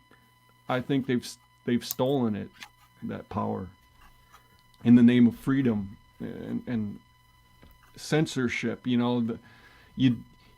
censorship is a evil thing, right? We see censorship as an evil thing, but there's actually a need for censorship, especially with children, where you well, need to and that keep your of course children that kind away of from yes. things, and you need that. But we're given this idea of American freedom, like, wow, America's a free country, First Amendment, all this stuff, and it's like, yeah, you have a freedom, but only when you do good. When you do evil, that's not freedom. And people don't know the difference. It's like you have to the Constitution and the Bill of Rights are nothing without a moral people. I think it was Absolutely. Thomas Jefferson that said something along Yeah, those lines. and I wish I could find. And again, this is how these search engines work. Somebody had posted on social media, and I can't find it now, but it's and it could be I they don't. could I Photoshop it. I don't know, but Yeah, it yeah, it exactly. sure Who looks knows? like a bulge in her, and she's so skinny. It's I don't doubt it. I don't doubt it.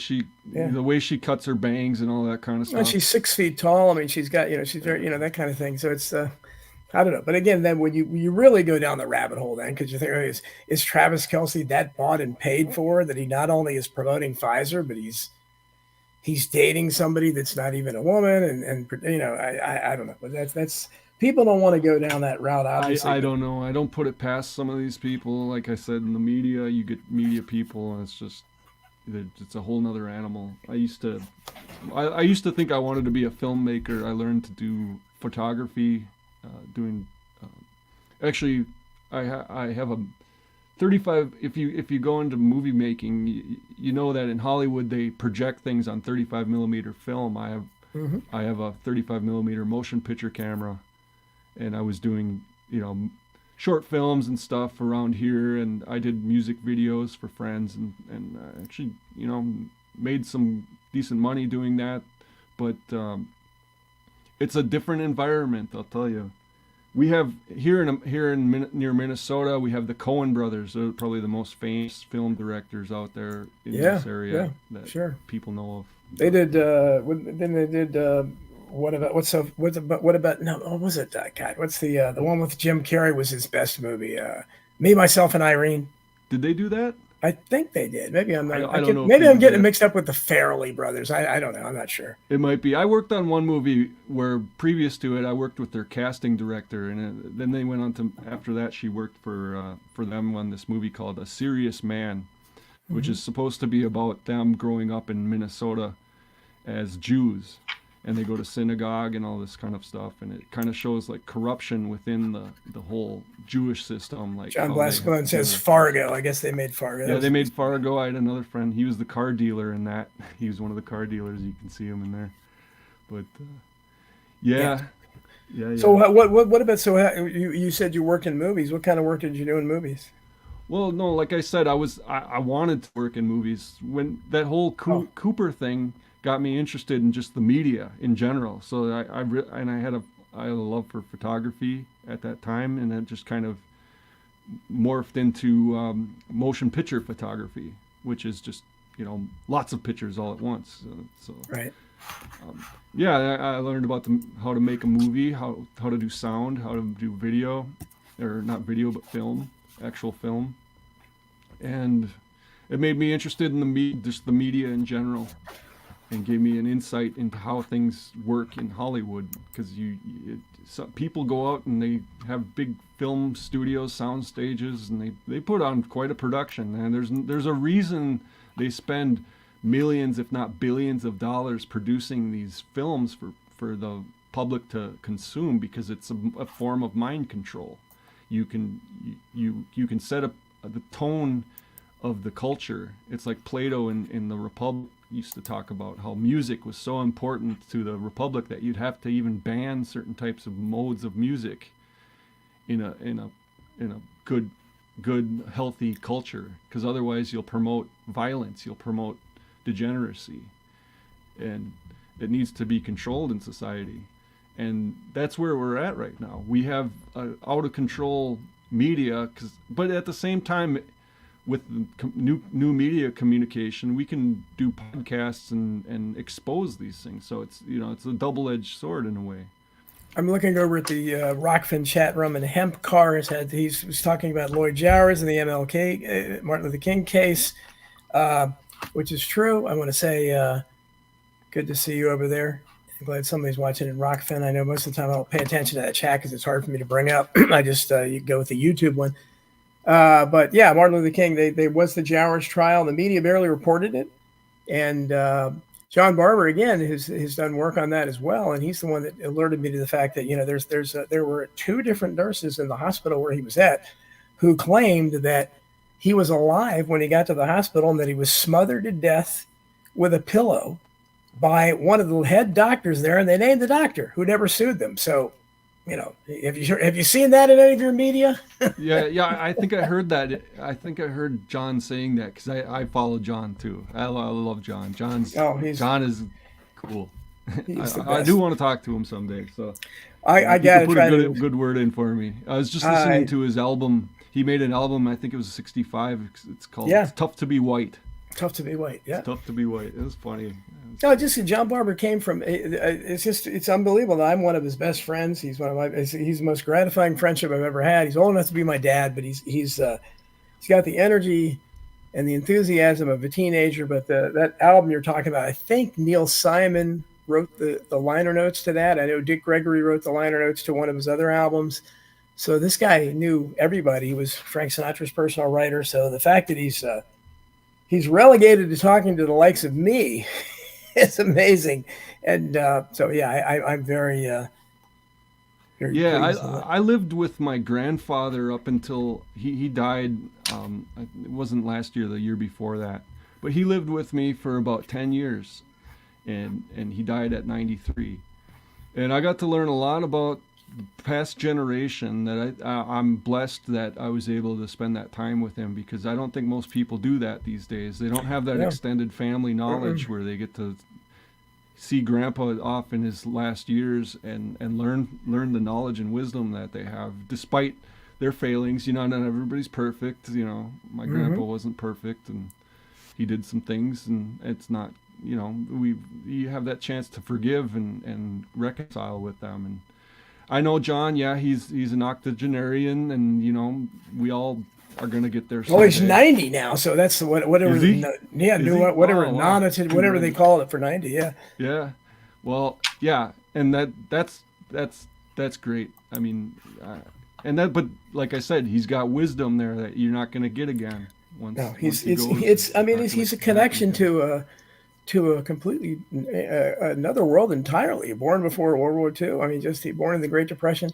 That's a completely different world.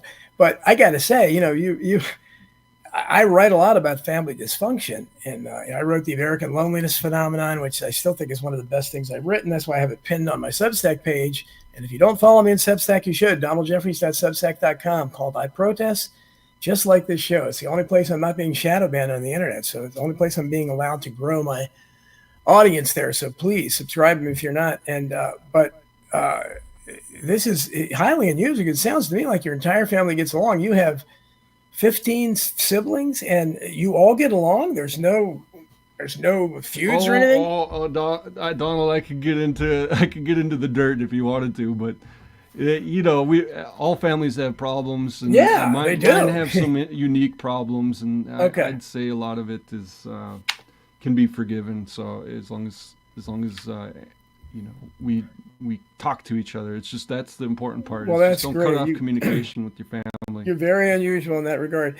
Deborah Wheeler once said, the wonderful Deborah Wheeler has been so supportive of me, and is Riley, my golden retriever's biggest fan. Deborah Wheeler says, please ask Patrick where he sees this country in 2 years. I see it getting better. I hope it gets better because we can talk to each other, and we, I see people. I see the mainstream becoming less important, but they're also going to get more desperate, and we have an opportunity to create our own media. We have, like we're doing right now. This is amazing that we can do this, and is something people only dreamed of back in the day, and you only had few sources of information a lot of times. Well, go ahead. No, go ahead. Oh yeah, I see. See, I'm Catholic, so I see hope because I don't think it's hopeless. Like people think, well, we need a new rebellion, or not a rebellion, because that's what they called the Civil War, but where you separate the states and start something new. I don't think that's necessary. Secession, yeah. Right.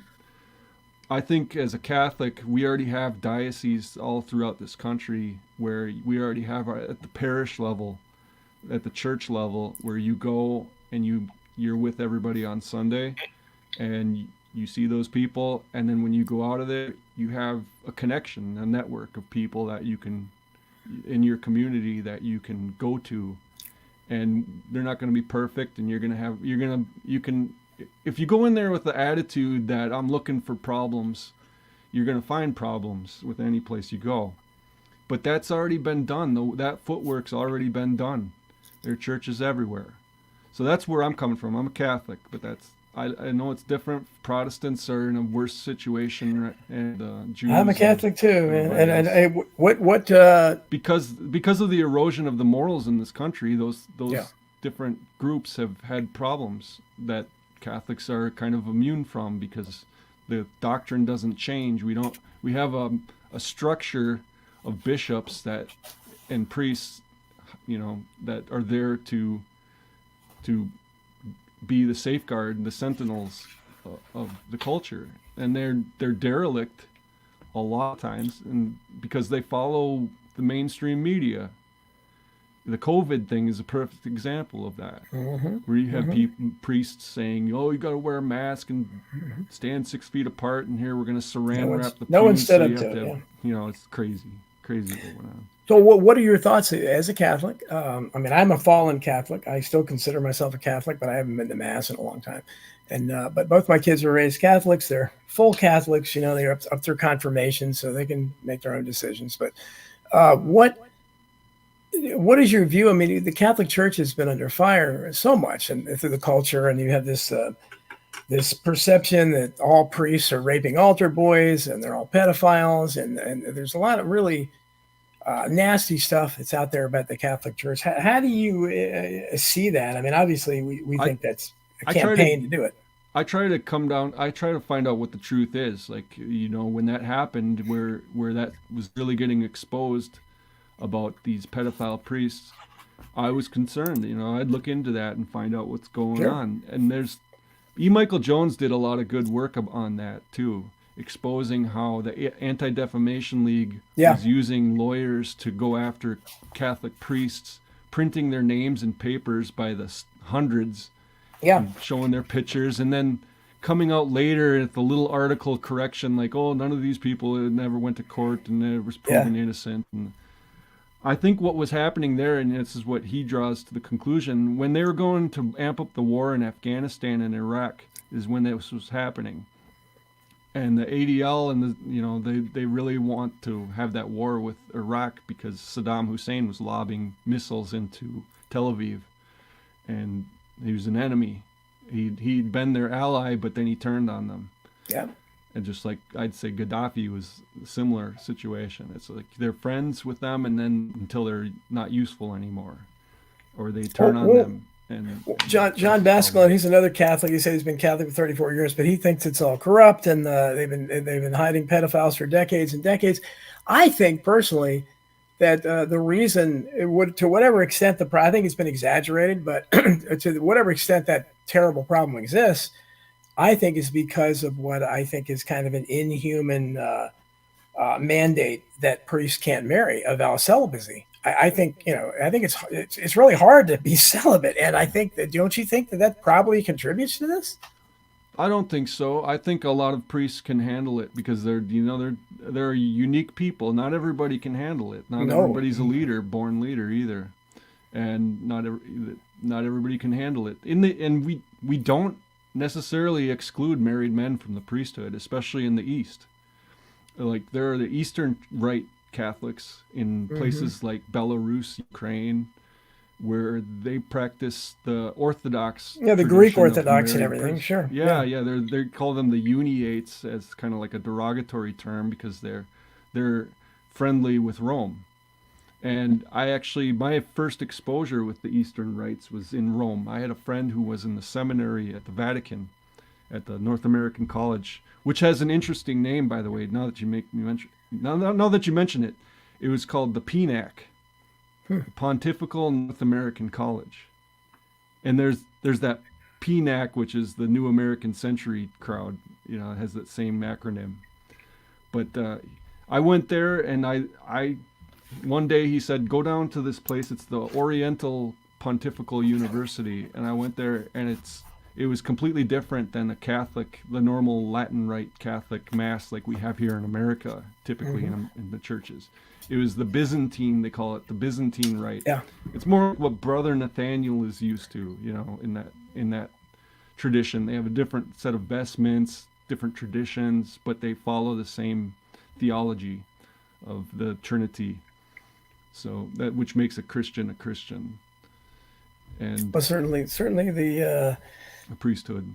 The church, the Catholics are under attack, as is Christianity, and that's what you see. And I go back to that Taylor Swift and the whatever Taylor Swift is supposed to be, but she certainly hangs around with some people.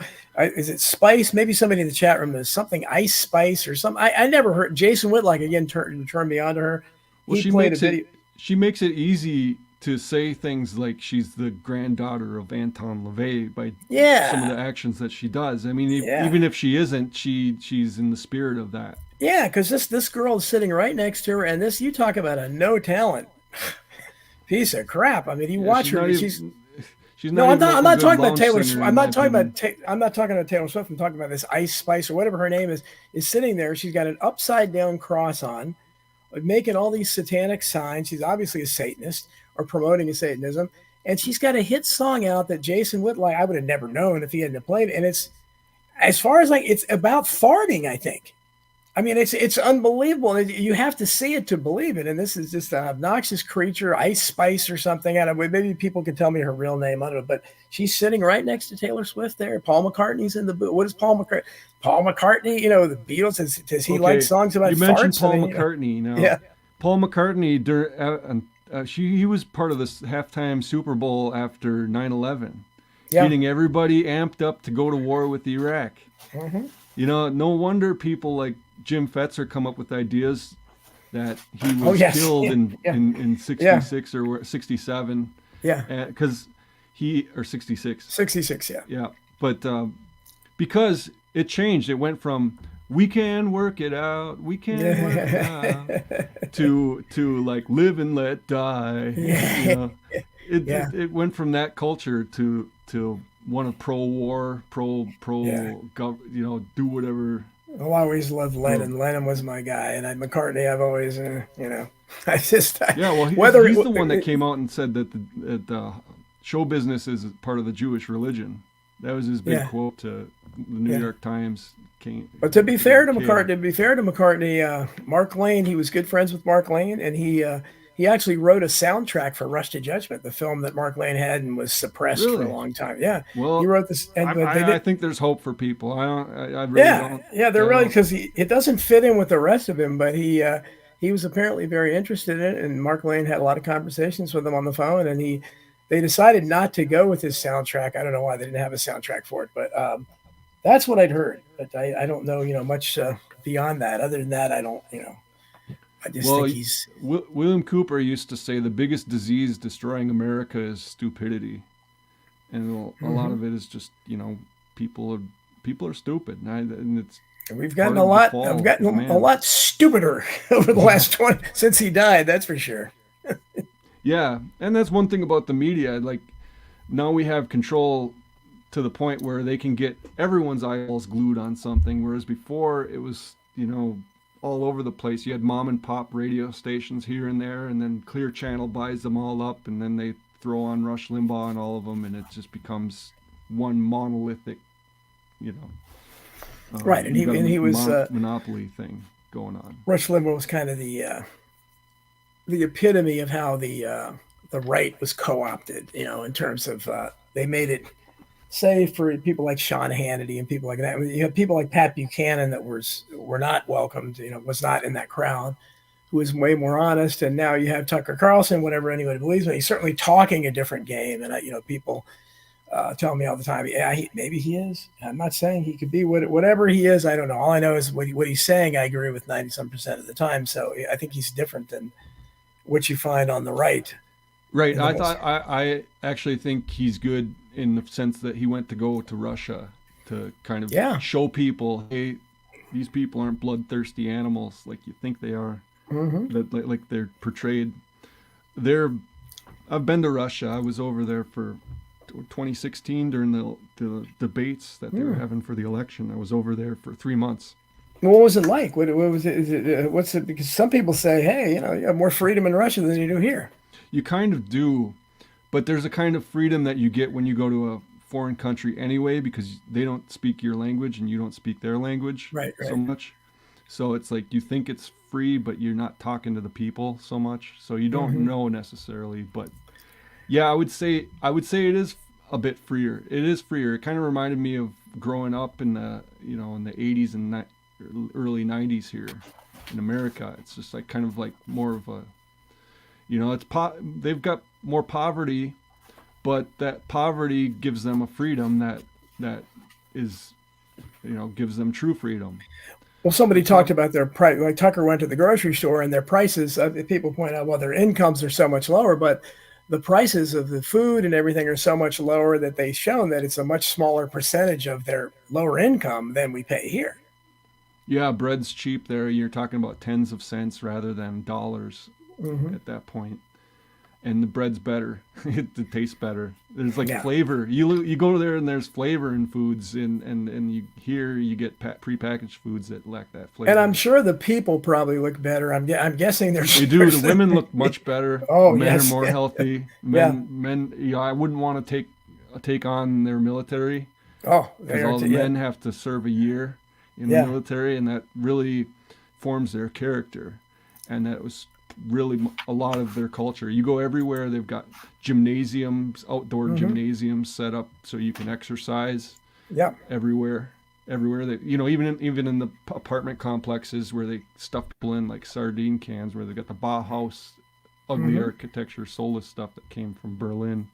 Yeah, they don't supersize it like we do here. Houston says no GMOs in Russia. Yeah, Putin supposedly issued a decree that no GMOs are allowed in Russia. I mean, that alone is better than anything that anybody's doing here. Didn't he also put out an arrest warrant for any Rothschild that showed up in Russia? I don't know if that's true or not, but that's what I've heard. I wouldn't doubt it. I wouldn't doubt it because they really don't like him right now. And yep, he's got right. He's kind of like Trump, the right hand. What are your thoughts on Trump?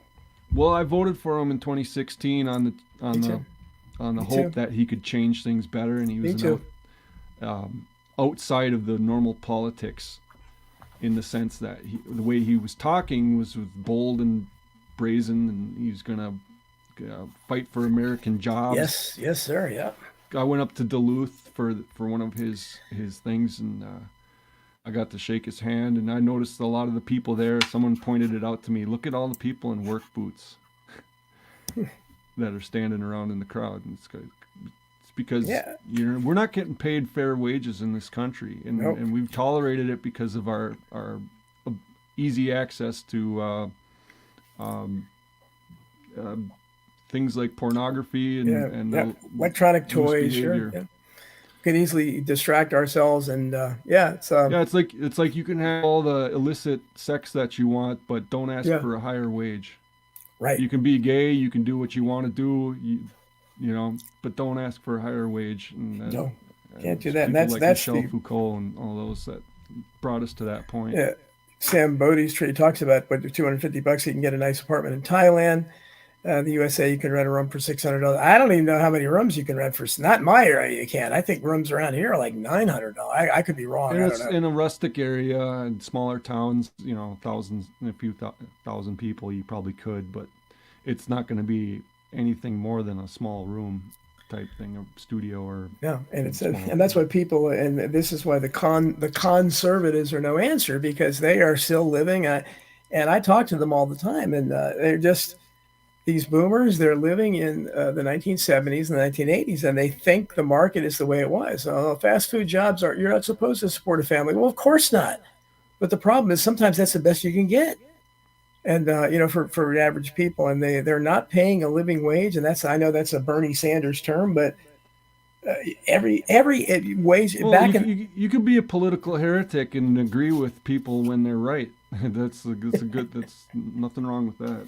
No, and I talk about growing up in the 1960s and 1970s, where I knew every father I knew. I mean, they had lots of like they worked at Montgomery Ward's or Sears, like behind the counter or something. They weren't management, and they lived in nice single family homes. They drove a nice car. Their wives didn't have to work, and they had as many kids as they wanted. And that was the reality then. Pretty much any job you work at a gas station, and you could live independently. You could work in retail, any of that stuff. I tell the story of a guy I knew that was a cashier at Safeway in the early 1980s that was making $17 an hour. Then that's the equivalent of $112,000 in today's in money. And that same store, Safeway, pays their cashiers less than that now to start, about $15 an hour, if that. So the conservatives say, well, you give these McDonald's workers, you make them $15 an hour, you're going to pay $50 for a Big Mac. Well, okay, well, how come Safeway could pay the equivalent of $112,000 a year to cashiers then, when their food prices are obviously a fraction of what they are now? So how do you? They can't explain that. And McDonald's, as I've written in my book Survival of the Rich, I have all these examples. McDonald's had some old guy that they were paying many millions to go to 2 or 3 meetings a year. He was retired in his 80s. How come that didn't make their prices go up? So I just the conservatives are no answer, especially on, like, I look at these people like Matt Walsh, who I like on cultural issues, but whenever he talks about economics, man, conservatives don't want a minimum wage. They don't want to pay anybody anything. They'd like to bring back child labor. So that's why this left-right paradigm is phony. Well, they believe in usury. State-sponsored Yes, usury is yes, what we've got. And Yeah. that's our problem, and that's led to the way it is now, and then and people just go along with it because And usury they used to, feel as you know, powerless. usury used to be considered a mortal sin by the Catholic Church for centuries. Still is. Yeah, well, Still is. Even Pope Francis has put out encyclicals against usury. Has he? Okay, well, These things don't get attention because why would they? No. What benefit does it to? Well, it's to one more broadcast reason that for again? them to make fun of the Catholic Church, boy. If you're going against usury, what? Yeah. You're not only raping altar boys, now you're going against usury too. What? Yeah. It seems Although you think they contradictory would- because Dante said in the seventh circle of hell, usurers and sodomites are there. That's where usury, the seventh circle of hell, and you look in the Inferno. They go together. Yeah. They're both trying to make something potent that isn't. They're trying to reproduce when they can't. Like money, you put coins in a drawer, and you open it after 2 months, nothing. It's still coins in the jar, same amount. You put mice in a drawer, and you pull out after 2 months, and you've got many mice because they reproduce. Yeah, that's right. And it's the same thing with the gay agenda, so-called gay agenda. I hate the fact that they stole that word because happiness means you're Yeah. a just person, and Yeah. they're not just, but because they don't reproduce. They're not adding to society. They're taking away from society. They're taking something that God So they gave have to them. groom. They have no Yeah, choice they but have to to groom. That's why they're groomers, because they Yeah. have to. And you see- they have did to you get see the new the, generation. Did you see the? John Barber had a joke about that. San Francisco is like, what did he say? He's like 60% Catholics and 40% gays, or something like that. And somehow the gays are growing, or great gay numbers are growing, and the Catholic numbers are dwindling. Yeah, that's it. Did you see the video from Spain? I think it was very sad where they had these. And again, when people talk about the transgender thing is it's really a gay thing for the most part, because they're talking about little boys almost exclusively, and they had this parade where they have these 8-9-year-old boys parading in skimpy underwear through the streets in some kind of ridiculous parade, all dressed as girls. And it's like, what is Spain thinking? I mean, and I don't, understand it. We have, here we have, underage, young boys that are transgender, of course. So it's okay. And, they're stripping.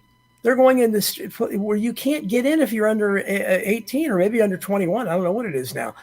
But you can if you're a transgender. You can go, because I guarantee you, if that was a little girl, a biological girl, that you would have, there would be something different raised. And again, I think that's what people are missing the point. This is a twisted thing, and it's all about promoting what, as you mentioned, what can't reproduce. So if you can make the girls boys and the boys girls, and if you can kill enough people with the vaccines, hey, you're not going to reproduce.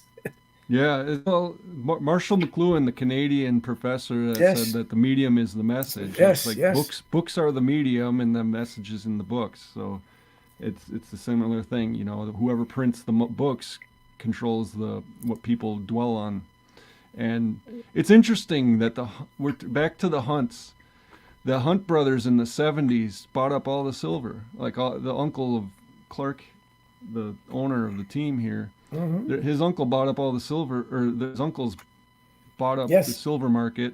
Yeah. And silver is actually is a industrial thing. Like Kodak company wouldn't exist without silver.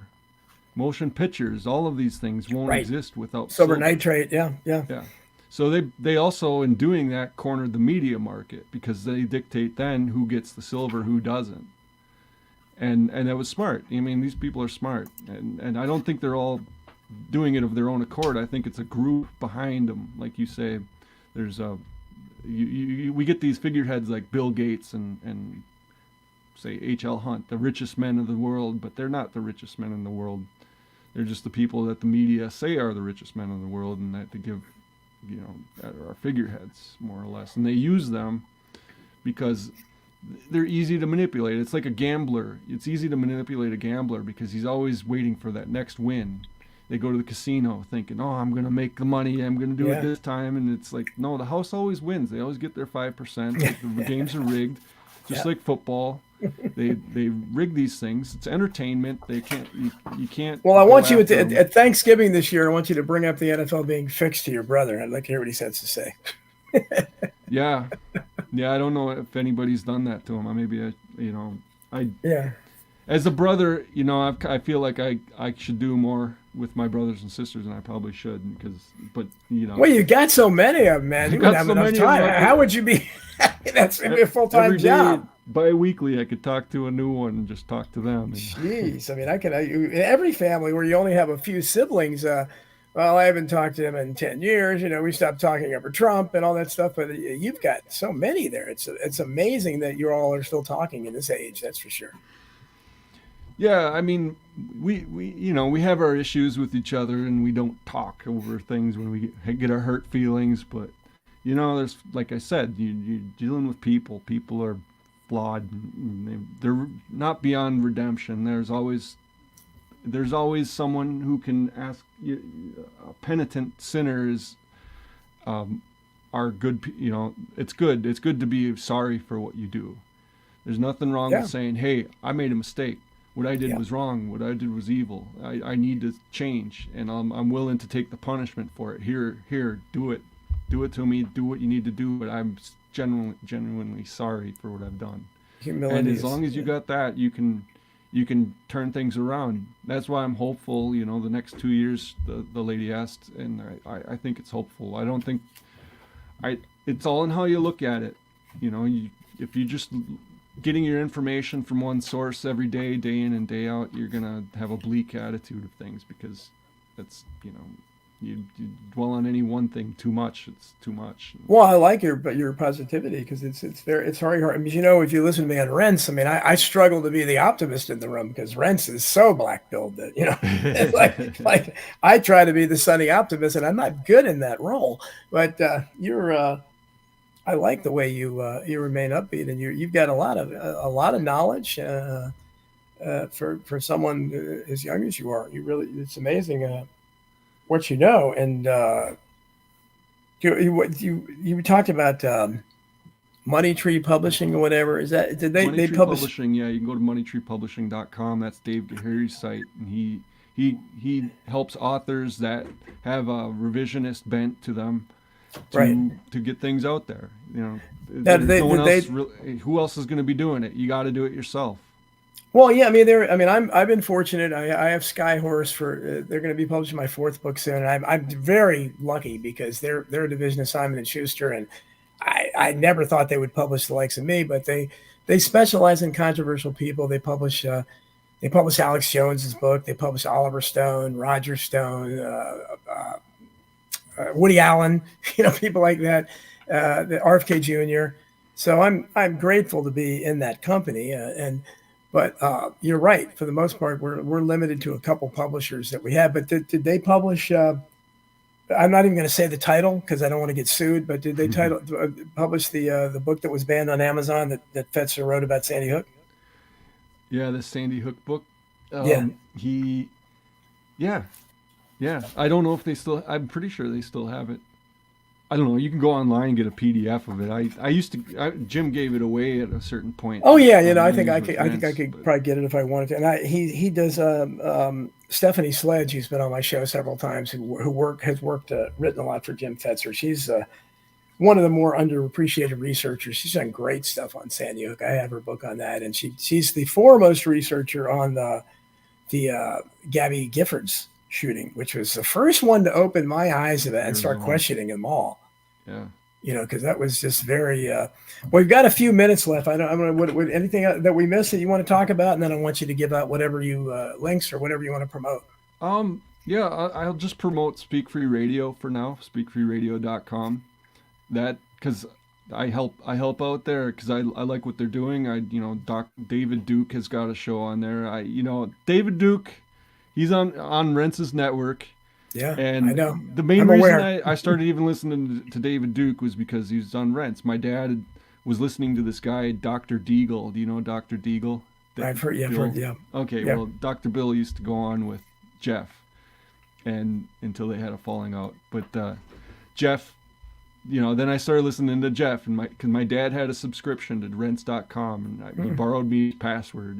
Don't tell Jeff, but I got into the archives and I started listening to Jeff's stuff, and I'm like, wow, this guy is interesting. Yeah.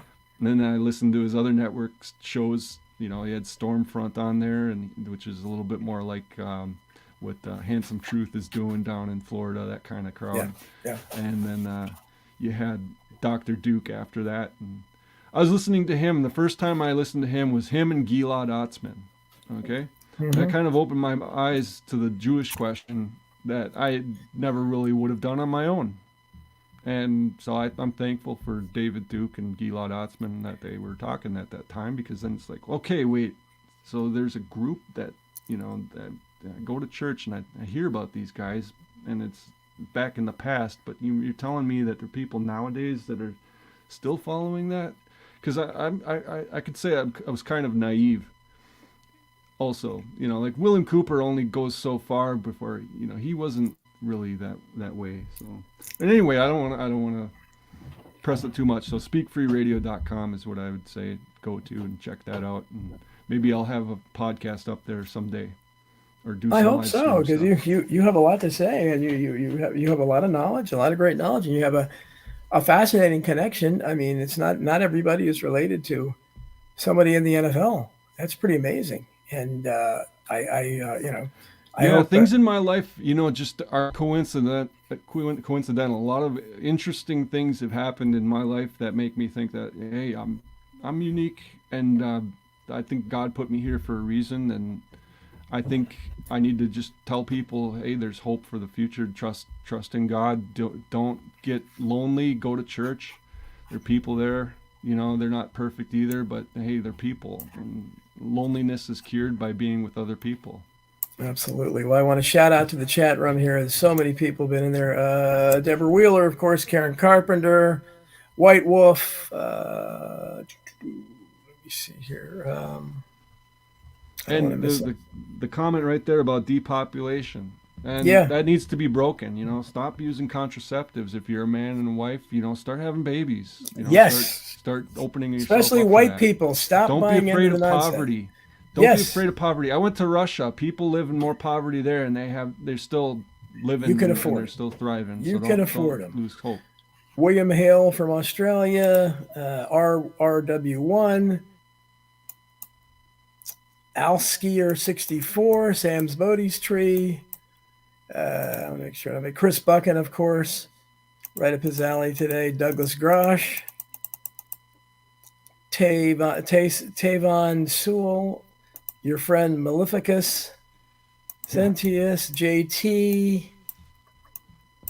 John Bassaglone. Let's see. I think I got just about everybody. I don't want to miss anybody. One. Don Lambert, another regular.